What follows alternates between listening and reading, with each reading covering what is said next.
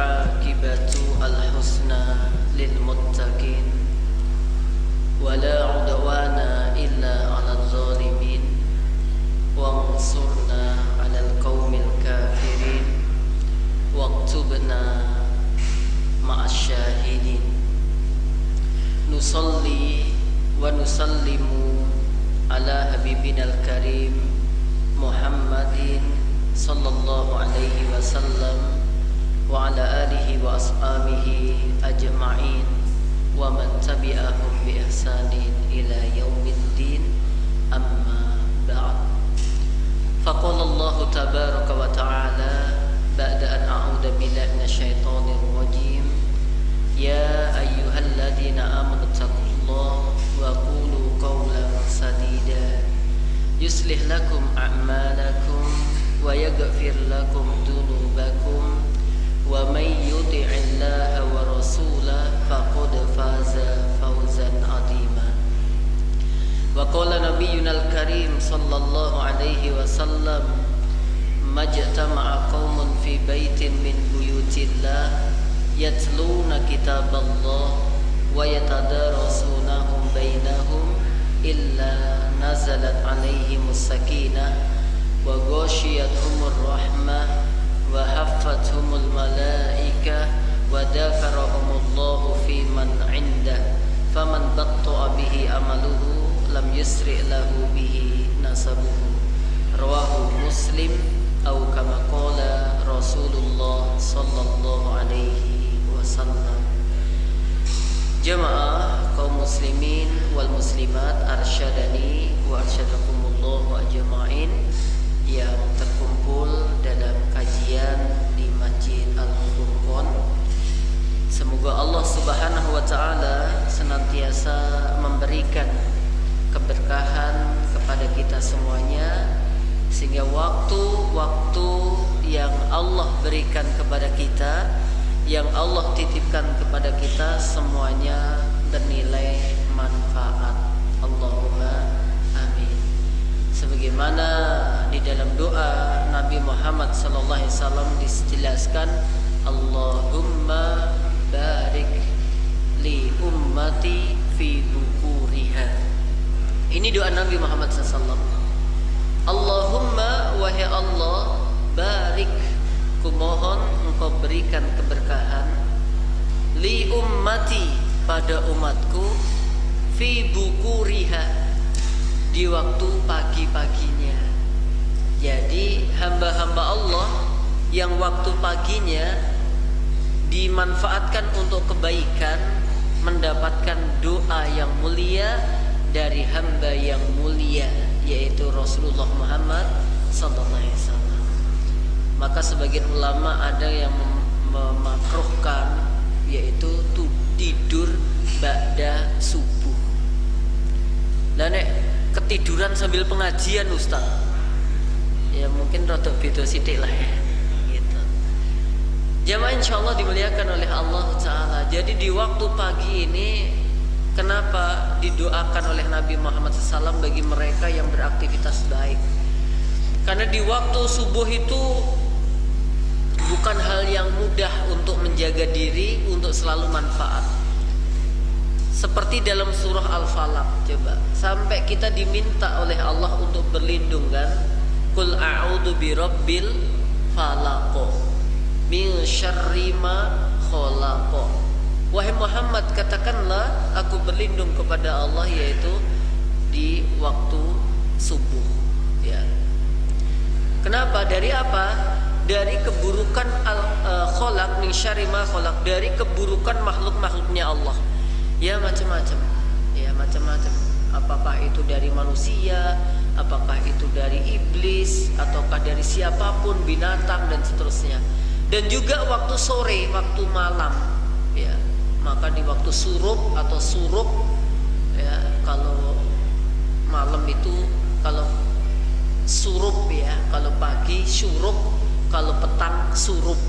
Ya, surub itu mungkin dari bahasa Arab gurub mungkin ya. Kalau gurub itu waktu-waktu terbenamnya matahari.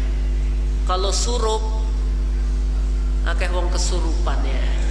Iya, jadi di waktu-waktu itu banyak orang tawuran, gelut, padu. Iya, kan rata-rata bal-balan ya surup-surup itu kan tawurnya. Nah, maka di dua waktu ya, ba'da subuh dilarang tidur, ba'da asar juga dilarang tidur. Ba'da subuh ada dzikir sobah, ba'da asar ada dzikir masa. Loh, di dua waktu itu dijaga terus. Di ba'da subuh nggak boleh sholat, di ba'da asar nggak boleh sholat. Ya kan nggak ada tuh sholat sunnah ba'da subuh, nggak ada juga tuh sholat sunnah ba'da asar. Maka panjenengan Bapak Ibu yang kami hormati, yang diberikan kemudahan oleh Allah Ta'ala untuk bisa berpagi hari dalam keadaan baik, ini harus kita syukuri. Karena ini nggak gampang kecuali mendapatkan pertolongan dari Allah. Salawat dan salam semoga senantiasa dicurahkan untuk Nabi kita yang mulia Muhammad sallallahu alaihi wasallam sebagai panutan ummah yang menunjukkan kita kepada jannah insyaallah. Dan kesempatan pagi hari ini jamaah, karena kita masih di nuansa Rabiul Awal ya, Rabiul Awal itu biasanya kajian-kajiannya bertemakan iqtidah, yaitu mengambil contoh dari Rasulullah Muhammad sallallahu alaihi wasallam. Ada yang dengan istilah Maulid Nabi, peringatan lahirnya Nabi dan seterusnya. Tapi bagi saya nggak masalah ya, selama kegiatan di situ ada nilai-nilai yang pokok ya, yang substansial gitu ya. Adapun nama acaranya itu masing-masing. Tapi yang inti adalah bagaimana kita bisa mengingat ya Nabi Muhammad SAW dan lebih semangat untuk mengambil uswah dari beliau. Jamaah yang insyaallah dimuliakan oleh Allah Ta'ala, dalam kesempatan yang baik ini kita akan sama-sama sedikit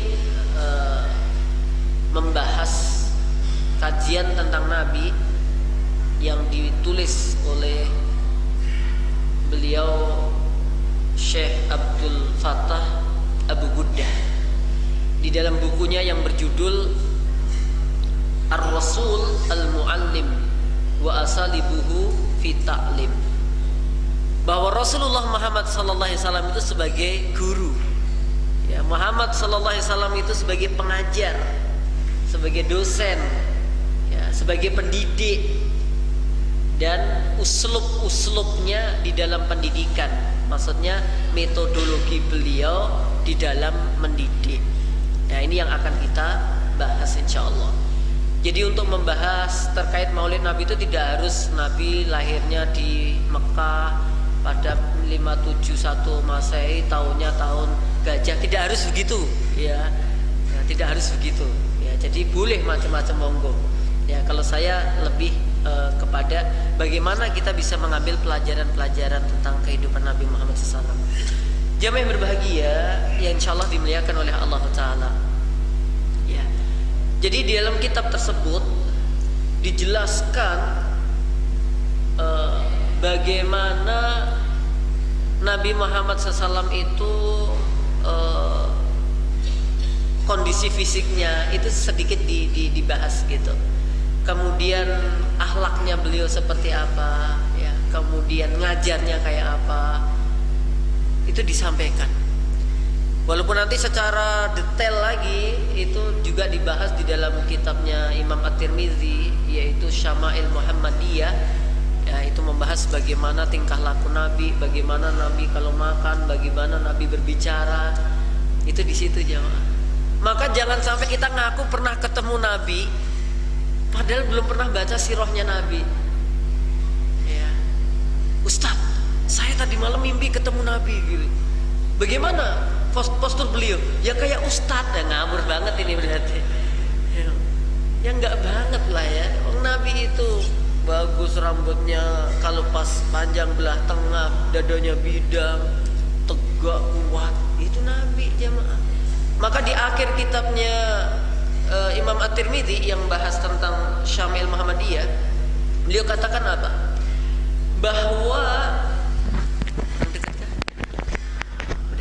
Bahwa orang-orang yang dia belum pernah membaca kitab ini, ya dia nggak bisa untuk mengatakan pernah ketemu dengan mimpi ketemu dengan Nabi, itu nggak bisa gitu. Karena memang setan itu nggak mungkin bisa untuk menyerupai Nabi Muhammad SAW. Akan tetapi setan sangat mampu banget untuk berdusta. Maksudnya setan bilang, mungkin pakai jubah putih, pakai udeng-udeng gitu, terus aku adalah Nabi, ya kan, bisa saja, ya kan. Tapi bagi mereka yang belum pernah ketemu Nabi, belum pernah membaca sirahnya Nabi, kan nggak bisa. Kalau para sahabat dia mimpi ketemu Nabi mungkin banget, karena beliau pernah ketemu dengan Rasulullah Muhammad Sallallahu Alaihi Wasallam. Jangankan kita dengan Nabi, kadang-kadang tuh saya bingung, ini masuk rumahnya orang ada gambarnya Syekh Abdul Qadir Jailani, oh gambarnya di sini, sing kono gambarnya rada beda jamaah, iki yang mana ini gitu ya. Wallahu taala a'lam bisawab. Oke. Nah, kembali ke kitabnya ya Syekh Abdul Fattah Abu Guddah. Secara luas beliau jelaskan, tapi kita sebagaimana ada di beberapa tempat yang saya sampaikan, yaitu kita tidak mengikuti Rasulullah Muhammad SAW. Ada 4 hal, ada 4 aspek lah ya yang kita bahas dalam kesempatan ini. Ya, 4 aspek ini sangat penting sekali jamaah. Kalau kita bisa mengikutinya, bisa mempelajarinya, mempraktekannya, walaupun kita nggak mungkin bisa menjadi nabi, paling tidak menjadi bukti kecintaan kita kepada Rasulullah Muhammad sallallahu alaihi wasallam. Sebagaimana Allah katakan, "Qul in kuntum tuhibbunallah fattabi'uni yuhibbukumullah wa yaghfir lakum dzunubakum wallahu ghafurur rahim." Katakanlah wahai Muhammad, ketika mereka orang Yahudi Nasrani mengklaim bahwa mereka adalah kekasih Allah, bahwa mereka adalah anak-anaknya Allah, ya, karena mereka banyak yang mengklaim begitu.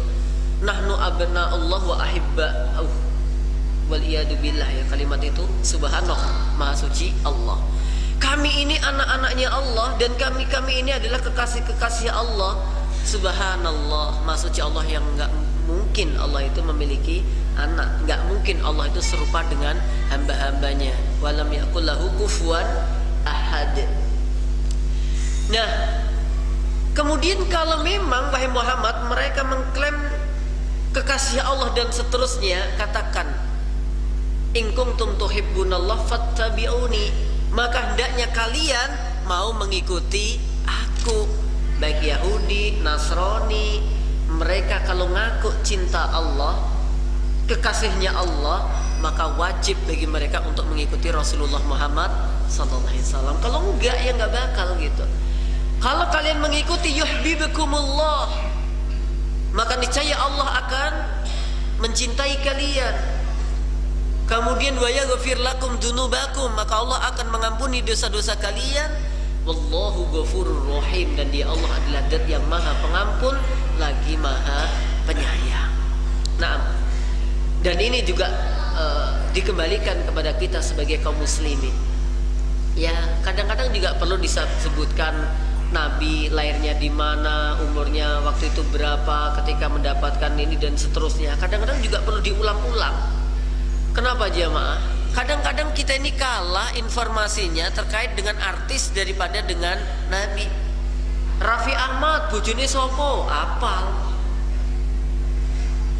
Siapa Pak? Ya apal ya. Alhamdulillah Jamaah Al-Furqan ini solihah semuanya. Nggak sempat membahas Raffi Ahmad dan seterusnya. Ya kadang sebagian di sana begitu, anaknya apal, mertuanya apal, tetapi ketika membahas Nabi Muhammad SAW nggak pada tahu, ya, nggak pada ngerti, gitu. Oke, jamaah yang berbahagia, 4 aspek itu apa? Yang pertama adalah ada yang disebut Nabi Muhammad SAW dalam kitab tersebut adalah kamalul khalqi. Nabi, beliau memiliki kesempurnaan fisik. Ini untuk Nabi ya, fisiknya sempurna. Pun kita semuanya kan juga diciptakan oleh Allah dengan keadaan sebaik-baik penciptaan kan. Kata Allah begitu.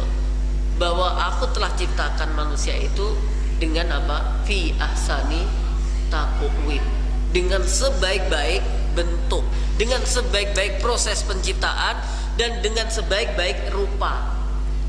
Ya, kula panjenengan keadaan fisiknya kayak apa, ini disyukuri. Karena ini kalau dibanding dengan binatang, dibanding dengan makhluk yang lain, oh, kita ini paling ganteng loh jamaah. Oke, mantuk kondur saking pengawasan, coba nih punya kambing ya ngocol lah ya. Cari kambing yang paling ganteng gitu. Terus jajak selfie gitu. Cik ganteng mana? Ganteng kita. Gitu. Yang ibu-ibu juga begitu. Cari ayam betina yang paling ayu misalkan. Jajak selfie. Kita fi ahsani taqwim. Tetapi kemudian Allah katakan apa? Summa rodadnahu fi asfali safilin. Tetapi karena dengan gantengnya fisik, dengan cantiknya fisik, mereka ternyata tidak pada taat pada Allah. Maka nggak berarti cakepnya fisik, gantengnya fisik, cantiknya fisik, jadi nggak berarti kalau tidak dekat dengan Allah Ta'ala. Oke, sedikit kita bahas bagaimana Nabi Muhammad SAW itu fisiknya, Masya Allah ya. Fisiknya Nabi itu kuat jamaah, nggak ngeri-ngeriin. Ngerti nggak ngeri-ngeriin? Ngeri-ngeriin itu kering gitu ya. Kecuali itu memang qadarullah, kita sudah berupaya sehat tetapi Allah takdirkan sakit-sakitan, itu beda lagi. Tetapi proses untuk sehat diperhatikan banget sama Nabi Muhammad SAW.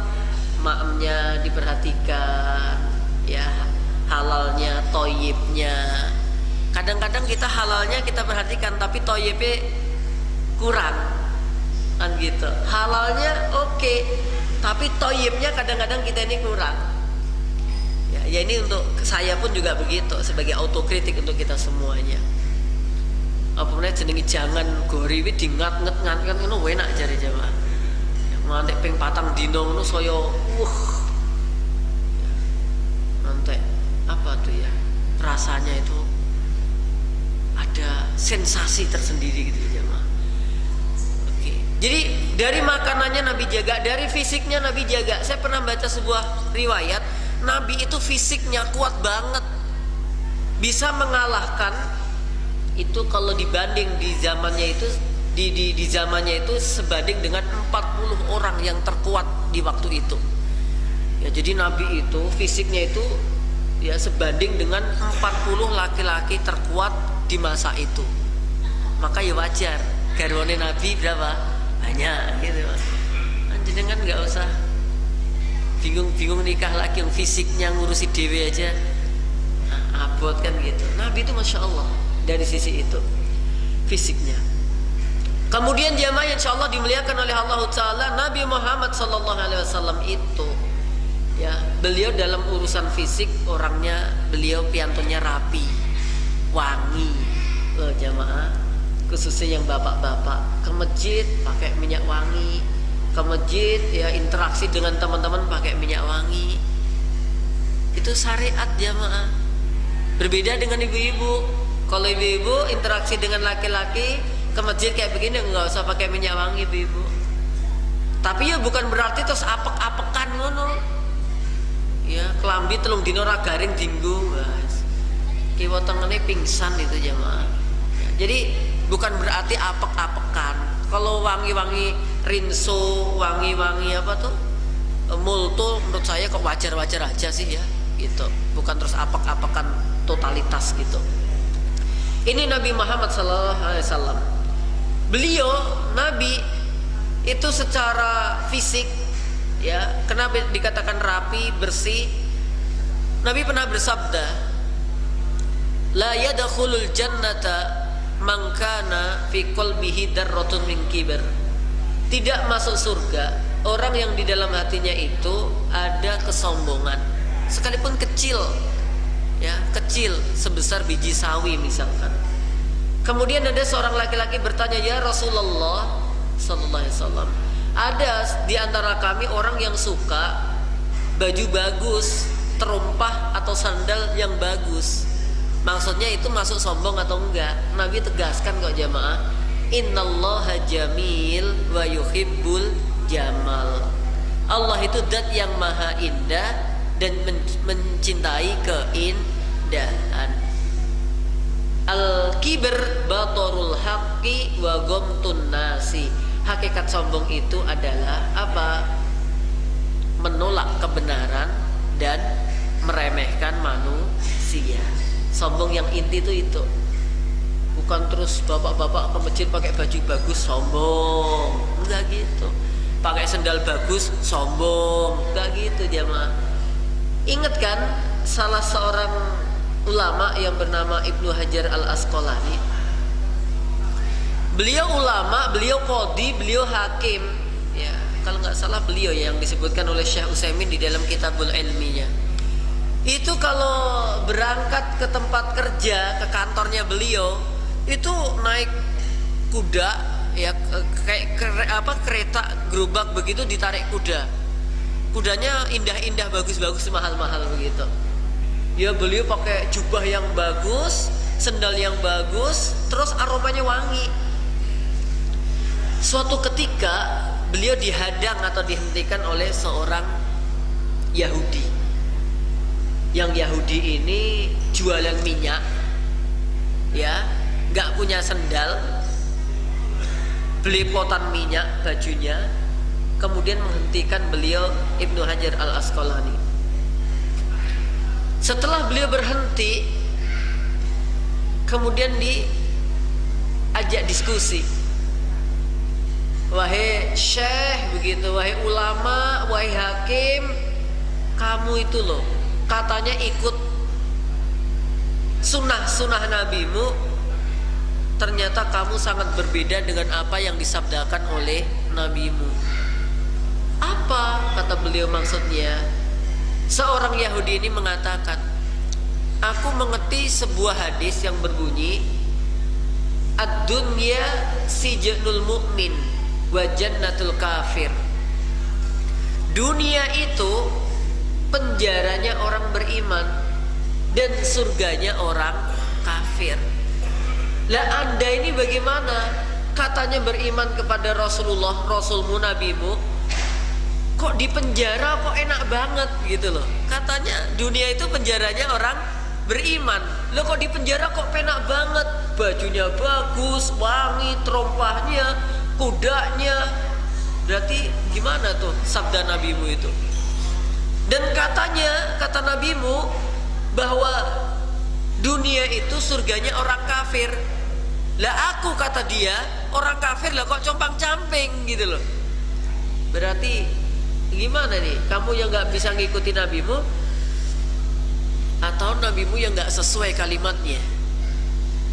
Dijelaskan, wahai orang Yahudi, kamu hafal hadis itu, tapi kamu gak beriman pada nabiku. Aku ngerti hadis itu dan aku beriman pada nabiku.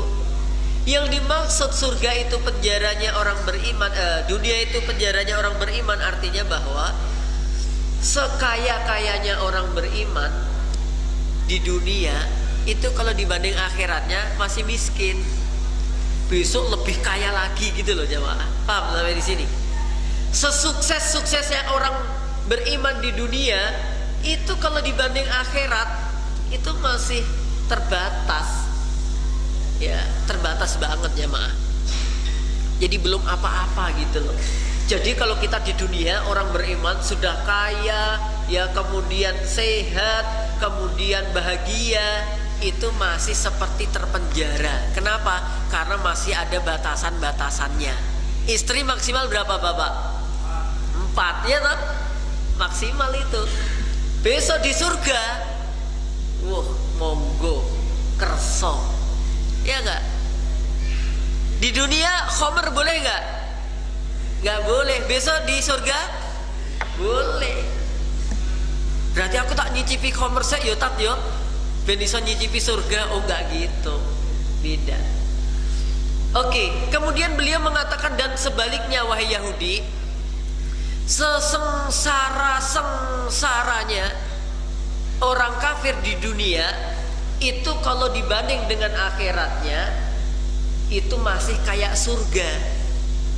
Jadi orang kafir di dunia, dia itu sudah miskin, kafir, itu kalau dibanding dengan Kandungan akhiratnya itu masih di dunia ini seperti surga. Kenapa? Dia bernafas bebas, dia nari rezeki, dikasih oleh Allah rezeki dan seterusnya. Besok itu lebih ngeri lagi. Loh, saya kata dia, ini nanti di akhirat lebih miskin lagi.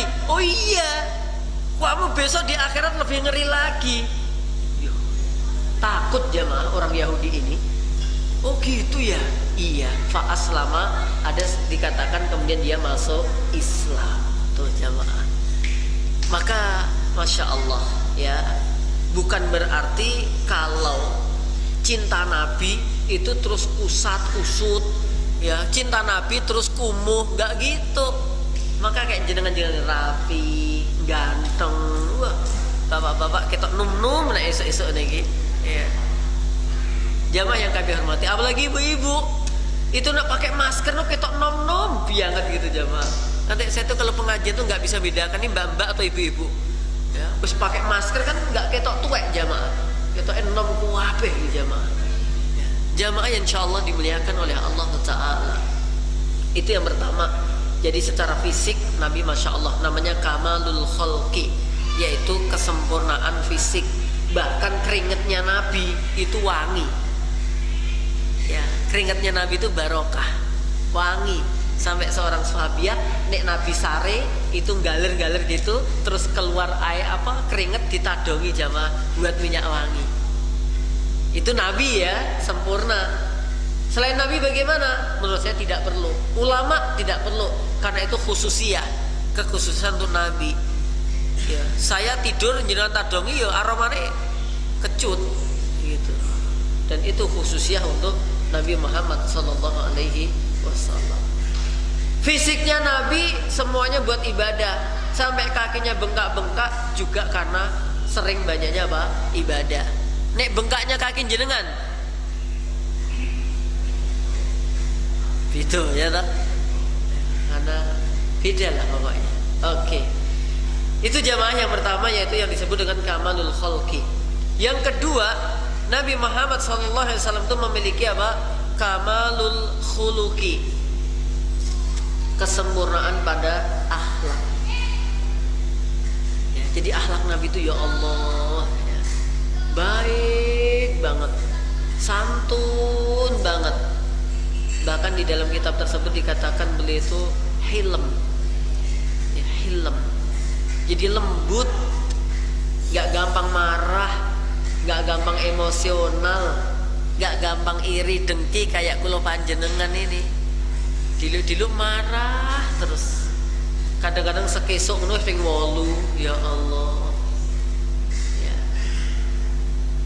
Duit nesu, orang duit saya nesu gitu loh jamaah. Maka kita harus mengikuti bagaimana Nabi Muhammad SAW ini. Beliau secara akhlak ya memang sih ya, beliau memang ada kekhususan, tapi kan kita ngikutin. Sekalipun tidak bisa sebagaimana Nabi, paling tidak berupaya untuk mengikuti beliau. Beliau memang untuk penyakit-penyakit hatinya udah dikeluarkan sama malaikat. Ya, ketika diskusi, ya Nabi pernah ngobrol bareng sama para sahabat begitu. Nabi menawarkan pertanyaan, silakan yang mau tanya gitu. Ya, yang mau tanya silahkan. Jemaah. Kemudian ada seorang sahabat yang memberanikan bertanya, Nabi, saya mau bertanya terkait dengan kisah kenabian yang sangat-sangat ya semacam teringat-ingat dalam diri jenengan apa begitu. Ini pas sebelum jadi Nabi ya. Kemudian Nabi mengatakan bahwa ini pertanyaan yang tidak aku jelaskan kalau tidak ditanyakan, dan ini perkara yang sebenarnya sangat saya sembunyikan gitu. Kurang lebihnya gitulah. Kemudian Nabi mengkisahkan pembelahan dada. Dulu ketika saya masih kecil, seusia anak-anak begitu, saya lagi bermain, tiba-tiba saya diambil oleh 2 orang yang saya dengar gitu. 2 orang itu saling bertanya, apakah ini orangnya? Iya, ini orangnya. Ayo segera lakukan pembelahan gitu. Akhirnya Nabi ditarik tangan kanan kirinya dan kemudian dibelah dadanya. Habis itu dikeluarkan semacam segumpal darah yang itu penyakit-penyakit hati, iri, dengki, cetil, bakhil, itu sudah dikeluarkan jamaah. Kemudian diganti dengan semacam mutiara yang itu permata, yang itu adalah sifat-sifat kebaikan pada diri Rasulullah Muhammad sallallahu alaihi wasallam. Lene awake dhewe iki urung ditokke jamaah. Urung ditokke tambah nglebokke sing elek-elek. Ya. Sing elek dari dada kita ini belum dikeluarkan. Tapi kita udah nambahi yang buruk-buruk ke dalam hati kita, masuk ke. Ya, ini yang menjadikan perbedaannya kita. Nah, untuk itu Nabi pernah bersabda, innama bu'istu liutammima makarimal akhlaq. Sesungguhnya tidaklah aku diutus kecuali untuk apa? Ya, atau sesungguhnya aku ini diutus adalah untuk menyempurnakan akhlak yang mulia.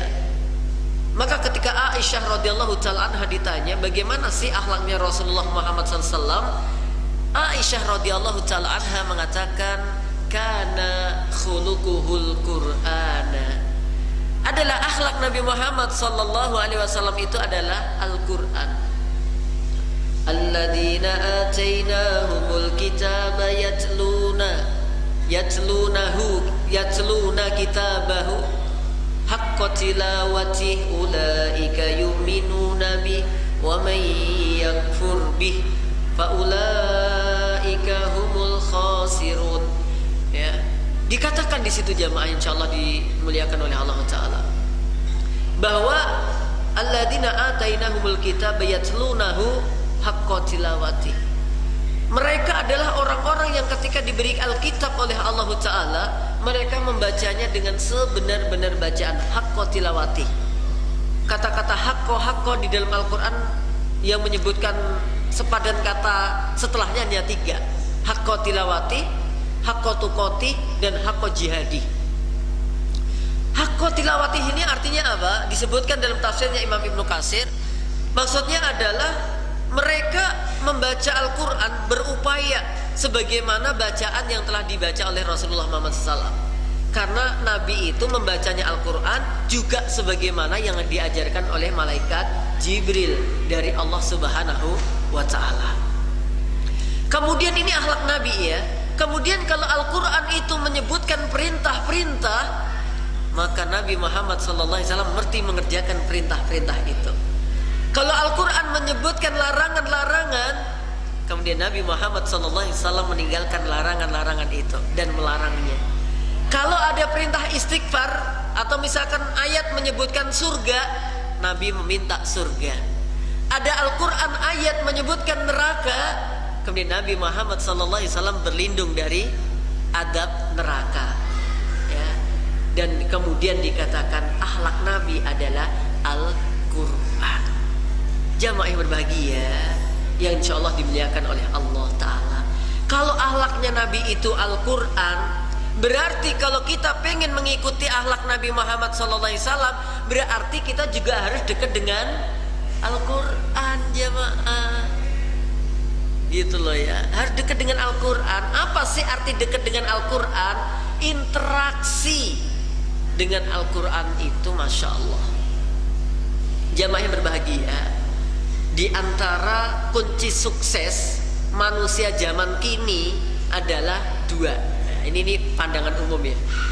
Yaitu sejauh mana dia konsen dalam urusan literasi dan sejauh mana dia hebat dalam urusan interaksi. Ya, jadi literasi dan interaksi, soal baca tulis dan soal bergaul, ini sangat mempengaruhi jati diri manusia. Tapi yang saya perhatikan jamaah, apakah interaksi, apakah literasi itu bisa dibangun dengan baik, yaitu dengan kita bisa mempelajari Al-Quran.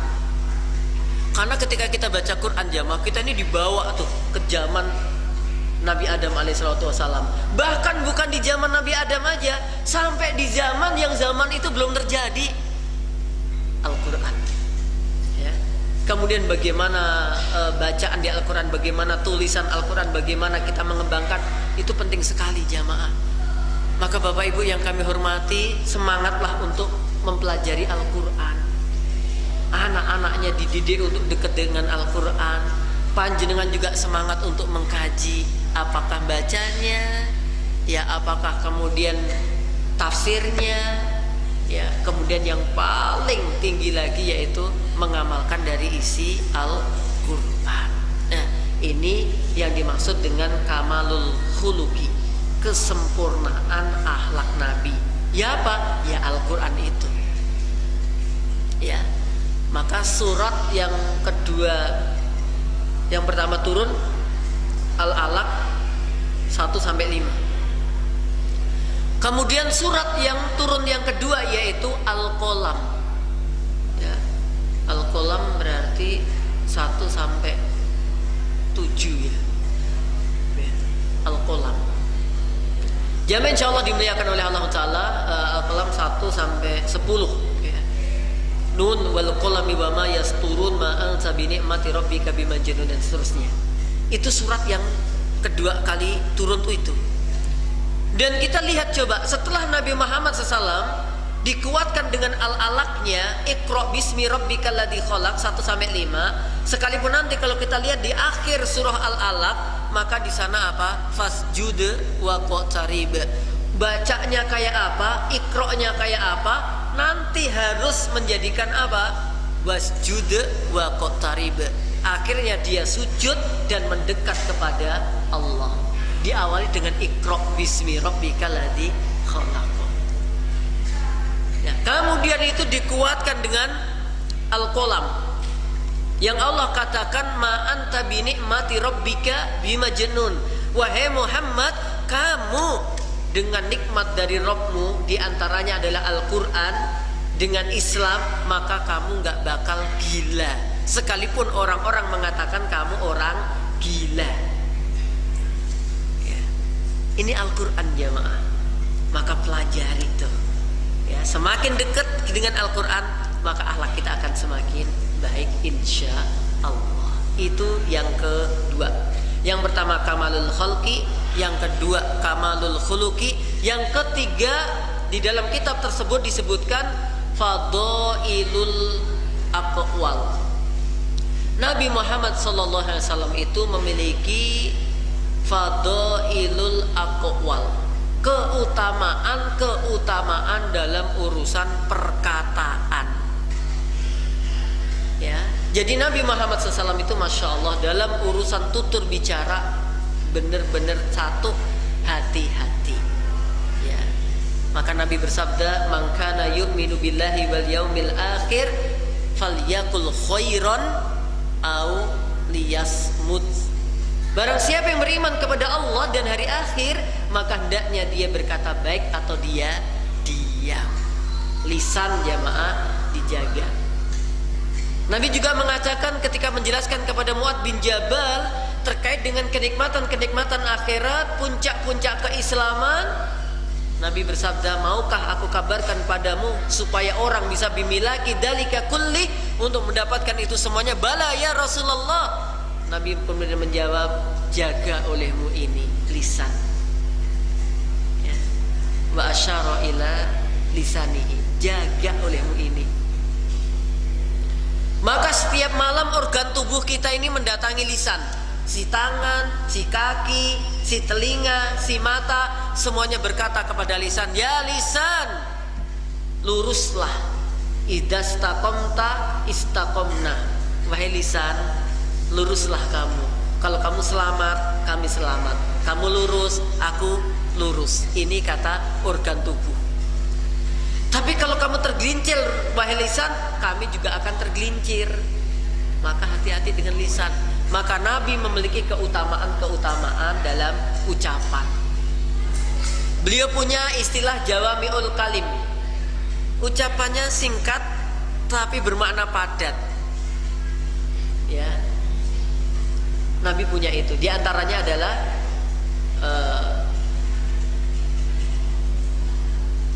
la taqdab faraddada miraron, ada juga itu yang memasukkannya. Kemudian kul amantu billah sumastaqim, ini juga jawami'ul kalim. Ya, kul amantu billah sumastaqim. Katakan aku beriman kepada Allah, kemudian istiqomahlah. Ini penjabarannya luas, tapi dengan kalimat itu cukup padat maknanya. Ini Nabi Muhammad SAW. Dan beliau kalimat-kalimatnya tidak menjadikan orang sakit hati, jamaah. Baik ya, lisannya beliau hati-hati banget gitu. Dan beliau dalam hal lisan ini, dalam hal kalimat ini, ketika memberikan nasihat kepada orang, itu disesuaikan dengan kebutuhan dan keadaannya ya. Jadi memberikan nasihat itu dilihat-lihat dulu. Oh, ini orangnya suka marah, berarti nasihatnya jangan gampang marah. Oh, nasihatnya untuk orang ini, misalkan dia apa, dia awalnya suka jaga sholat malamnya, kemudian habis itu sholat malamnya dia tinggalkan. Oh, nasihatnya ada, jamaah ya. Jadi itu Rasulullah Muhammad SAW. Beliau tidak suka memanggil dengan panggilan-panggilan yang jelek ya. Kadang-kadang kita ini udah punya nama yang baik-baik, tapi celukannya elek-elek kadang-kadang. Aneh, sing ngajari sopo iku jenenge Fulan, celuk sopo? Fulan genjik ya. Coba genjik itu apa artinya? Genjik apa? Anak babi lu coba. Nek gudel lu ijek rada-rada mending ya, walaupun jadi yojo gitu loh ya. Coba ini genjik, jamaah, ya Allah. Padahal bapak ibunya itu nyari nama untuk dia itu dah yuh. Wong golek nikah yang golek dino sing apik ndadak tekan dindi kok, jamaah. Padahal semua hari adalah apik. Tapi arep pelahiran gak golek dino apik. Ora iso ditahan kan? Ya selahiran aja gitu. Semua hari adalah baik ya. Jamaah yang kami hormati, dalam memanggil dilarang. Bahkan pernah Nabi Muhammad SAW menegur seorang sahabat ya. Kenapa? Gara-gara dia memanggil Bilal bin Rabah dengan panggilan yang panggilan itu merendahkan ibunya, Bilal bin Rabah. Ya benas sauda, wahai anaknya wanita hitam ya. Bukan hai anak hitam. Kalau mungkin dipanggil hai anak ireng, mungkin Bilal nggak marah karena itu untuk dirinya. Tapi kalau ya benas sauda, sauda ini kan berarti wanita, berarti ibunya maksudnya. Wahai anak laki-lakinya perempuan hitam. Sakit luar biasa beliau.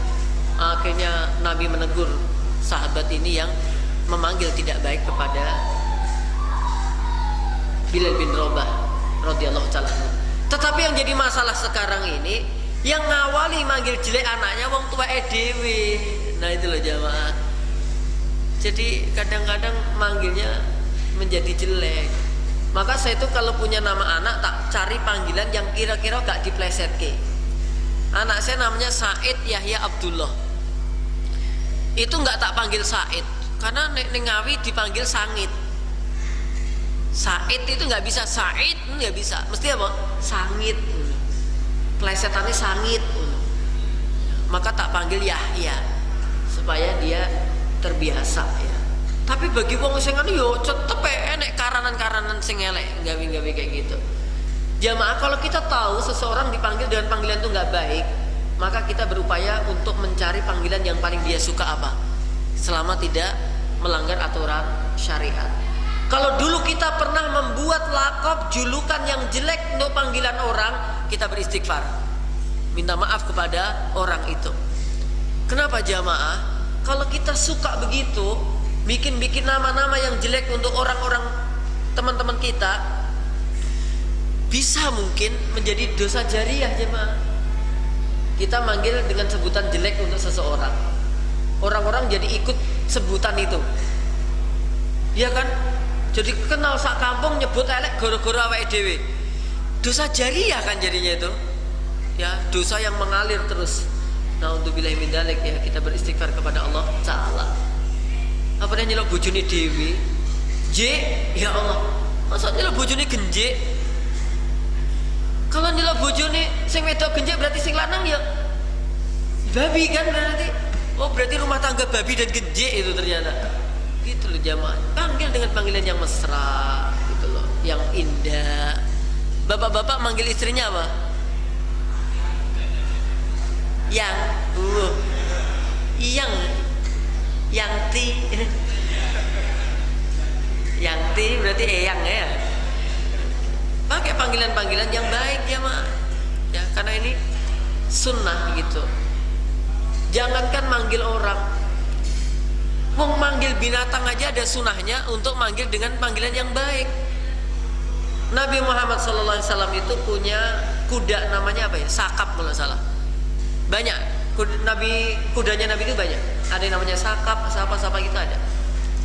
Beliau punya keledai dipanggil Ufair. Ya, keledainya namanya Ufair. Jangankan Nabi, Abroha yang terkenal tokoh jahat yang mau menghancurkan Ka'bah, dia punya gajah namanya Mahmud. Coba jenenge gajah itu Mahmud loh. Ya, maka jangan salahkan saya kalau saya punya kambing yang pernah saya kasih nama Umi Sriatun. Oh, ini kambing saya, itu kambing legendaris itu namanya Umi Sriatun. Punya anak lagi tak kasih nama siapa gitu. Ada jamaah saya Klodran Indah. Klodran itu mana? Sana ya. Terinspirasi dengan nama kambing saya. Dia punya kucing, kucingnya lahiran dikasih nama Umi Sriatun. Diprotes tonggone sing jenenge Sriatun. Ustadz ini ada masalah. Ada apa bu? Itu nama kucing saya Ustadz yang Umi Sriatun itu. Nah terus tonggoku jenenge Sriatun Ustadz. Ya silahkan, kalau ada resiko ditanggung sendiri saya bilang. Jamaah insya Allah dimuliakan oleh Allah Ta'ala. Maka dalam urusan lisan, ya emang lisan ini nggak bertulang, tapi kadang-kadang sangat menyakitkan. Maka berkata yang baik, ya dihiasi dengan kalimat-kalimat. Biasanya orang itu yang hatinya baik, lisannya pun juga baik. Ya. Walaupun ada juga orang pinter ngapusi, lisannya totomen di HP gitu, tapi lamis itu. Tidak berangkat dari hati yang bersih. Jamaah yang berbahagia, insya Allah dimuliakan oleh Allah Ta'ala. Kemudian yang keempat adalah fadhailul a'mal. Nabi Muhammad SAW itu memiliki keutamaan perbuatan tingkah laku. Jadi Nabi itu kalau beramal secara fisik yang diawali hati dan seterusnya, itu mesti amalan-amalan yang baik, amalan-amalan yang tinggi. Maka dikatakan Tabarakalladzi biyadihil mulk wa huwa ala kulli syai'in qadir. Alladzi khalaqal mauta wal hayata liyabluwakum ayyukum ahsanu amala wa huwal azizul ghafur. Jemaah, di situ dikatakan bahwa alladzi khalaqal mauta wal hayata, dialah Allah yang telah menciptakan ya kematian, kehidupan. Untuk apa sih? Liyabluwakum, untuk menguji kita, untuk menguji kalian. Ayyukum ahsanu amala, mana yang paling terbaik amalnya, yang paling ikhlas, yang paling baik, yang paling mengikuti Rasulullah Muhammad SAW dan seterusnya. Itu jamaah. Maka beliau kalau beramal mesti amalannya baik terus. Kita lihat misalkan beliau memerintahkan perang, dan perang ini perintah dari Allah. Nabi ikut perang nggak? Ikut ya, walaupun nanti ada peperangan yang Nabi nggak ikut. Peperangan yang Nabi ikut namanya Ghazwah ya. Setiap Ghazwah mesti Nabi ikut, terlibat dalam peperangan itu. Dan bukan hanya di belakang, ayo serang, bukan. Nabi terlibat banget ya mah. Sampai seorang sahabat bilang, wahai Nabi, jenengan di sini aja Nabi buatkan tenda supaya tidak kena bahaya. Nabi ikut. Sampai di perang Uhud beliau dilempar batu sama orang-orang sampai kemudian patah gigi beliau, sampai berdarah beliau. Ini Nabi Muhammad SAW. Secara fisik amalan beliau ikut terjun. Ketika terjadi perang Khandaq, sebelum itu dapat usulan dari Salman Al Farisi untuk membuat parit. Ketika menggali parit, yang ketika parit itu disetting, diloncati kuda nggak bisa. Ketika kuda sudah jatuh nggak bisa keluar. Jadi kan panjangnya dikondisikan berapa sehingga kuda nggak bisa loncat. Kalau sudah masuk dalamnya nggak bisa keluar lagi. Terdapat batu yang gede, para sahabat udah lepas tangan nggak bisa. Nabi turun ya Pak untuk membantunya. Ketika membangun Masjid Nabawi, Nabi juga ikut gotong semen. Ya, kalau dulu aja semen ya. Jadi ikut gotong apa batu dan seterusnya. Itu Nabi Muhammad SAW. Dari tindakan amal fisiknya beliau memiliki keutamaan. Kemudian dari hal-hal yang lainnya, ya, dari amal-amalannya, dari ibadahnya, Nabi juga memiliki keutamaan. Masya Allah. Kita lihat bagaimana beliau sholat malam tuh terkadang sampai 4 juz sekian. Satu rakaat loh jamaah. 1 rakaat 4 juz sekian. Yang jenengan misalkan besok terawih, imamis 1 rakaat 4 juz, kira-kira di mana posisi jenengan? Tinggal. Tuh, jamaah insya Allah dimuliakan oleh Allah Ta'ala. Ya. Jadi beliau, ya, tahajud itu waktu itu Aisyah kedatangan tamu gitu ya. Dia tanya, wahai Aisyah, tolong jelaskan apa sih yang dilakukan Nabi selama hidupnya yang saya berupaya untuk mengikutinya. Aisyah menceritakan Nabi Muhammad SAW itu, ya, ketika itu adalah giliranku. Jadi Nabi kan istrinya lebih dari 1, jadi malam ini di sana gitu. Pas di giliran di tempatnya Aisyah, kulit sudah ketemu kulit. Kemudian Nabi bertanya kepada Aisyah, bolehkah aku beribadah kepada Rabbku? Masya Allah. Padahal Aisyah ini adalah satu-satunya Nabi Muhammad SAW yang dinikahi dalam keadaan gadis kan. Tapi ketika udah kulit ketemu kulit, Nabi bilang, boleh nggak aku ibadah? Tapi izin dulu karena jatahnya Aisyah. Silahkan wahai Nabiku. Masya Allah. Akhirnya beliau ambil air wudhu, beliau sholat. Ya. Itu jamaah ibadah beliau. Ya tadi secara amal fisiknya beliau Masya Allah. Kemudian dari amal ibadahnya. Kemudian dari amal akhlaknya. Ya, beliau kalau disakiti secara fisik pribadi nggak pernah marah ya mah. Diejek sampai tuwek ya, sing ngejek ya, sing ngejek ngantek elek, beliau tetap santai aja. Sampai dicekek, dilempari kotoran unta, beliau enggak. Kalau urusan pribadi beliau enggak. Tapi kalau Islam yang diejek, Islam yang dihinakan, oh ya beliau yang pertama kali untuk menyambut orang-orang tersebut. Jamaah yang berbahagia, bagaimana interaksi beliau dengan para sahabat? Ya, beliau sangat hilm, sangat santun, sangat halus kepada para sahabat. Contoh sahabat Anas bin Malik radhiyallahu ta'ala anhu. Dia bercerita, Anas bin Malik ini pernah jadi pembantunya Nabi. Ya, karena dipasrahkan oleh ibunya yaitu Ummu Sulaim atau Rumaiso atau Ummu Anas bin Malik. Diserahkan kepada Nabi Muhammad SAW ketika Malik yaitu suaminya meninggal. Ya, setelah diserahkan, pokoknya anakku biar di sini wahai Nabi. Kurang lebih 20 tahun beliau berkhidmah kepada Nabi, sama sekali tidak pernah merasakan apa? Cubitan, nggak pernah merasakan sampluan, nggak pernah merasakan kalimat-kalimat yang nggak enak. 20 tahun loh jamaah. Bapak-bapak 20 tahun pernah nggak ngerasake suara rapenak dari bojone? Jangankan 20 tahun. Sedino eta tat kosakatane metu akeh biyang to. Vocabnya itu lho tat wakeh. Aku disebut sebagai anu tat kadang-kadang apa? Kanebo kering jare yo. Apa maksudnya kanebo kering iki? Nggak bisa menyerap perasaan seorang wanita. Ulahalah. Istilah koyo wangel-angel. Jamaah yang berbahagia yang insya Allah dimuliakan oleh Allah Ta'ala. Nah ini sama kata panitia, ini dinas semua atau jamaah, jadi nggak usah panjang-panjang ya. Dikit lagi sebagai ini tadi. Nabi juga tidak pernah apa secara akhlak amalannya nggak pernah mencela yang namanya makanan. Ma'aba Rasulullah sallallahu alaihi wasallam ta'aman qattun idastaha fa'akala wa idza kariha fataraka.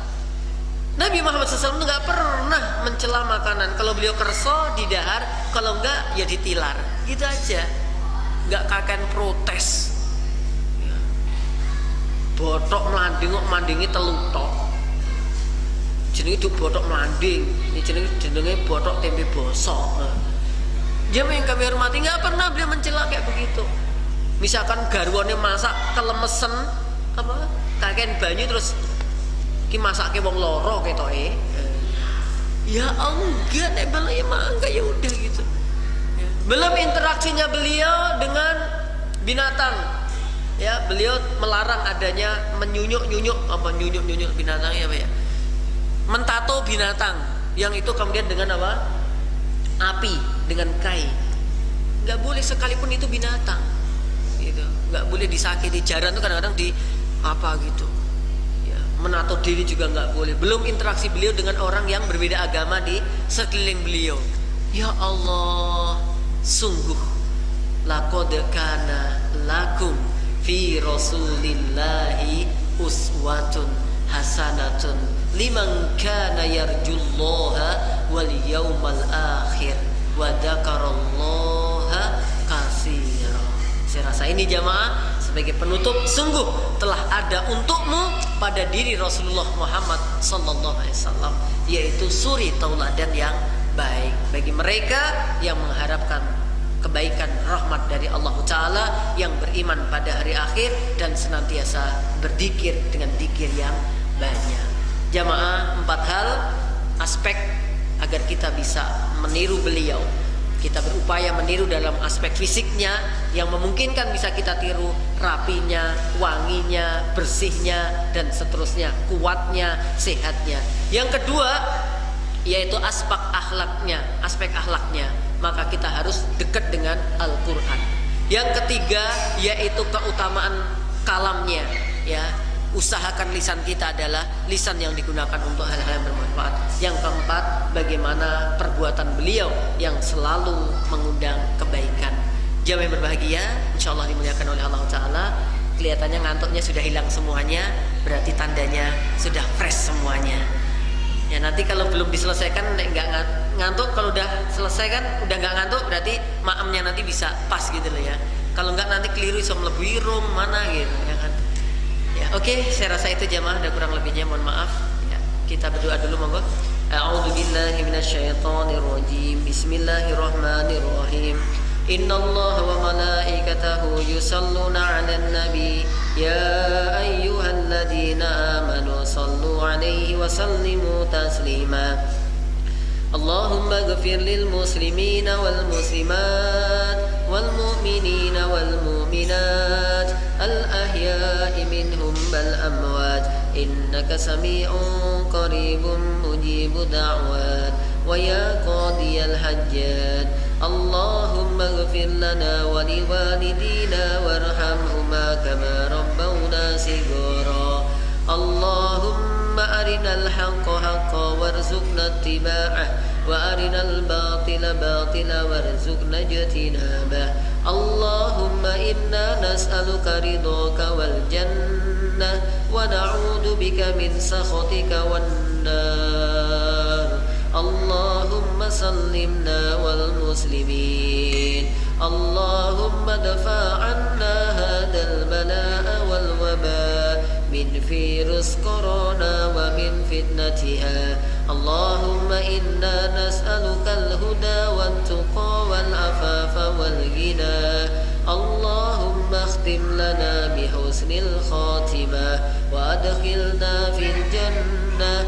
Allahumma rabbana atina fid dunya hasanah wa fil akhirati hasanah wa qina adzaban nar. Wa sallallahu ala nabiyyina Muhammad wa ala alihi wa ashabihi wa sallam.